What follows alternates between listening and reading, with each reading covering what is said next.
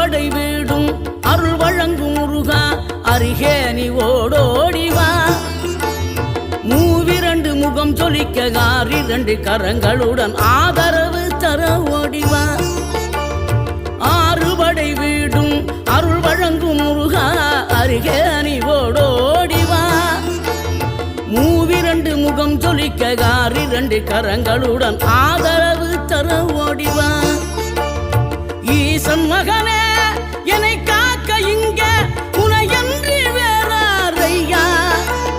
நெஞ்சார நான் நினைக்க பஞ்சாமிர்தம் கொடுக்கும் ஒரு தெய்வம் நீதானையா. ஒரு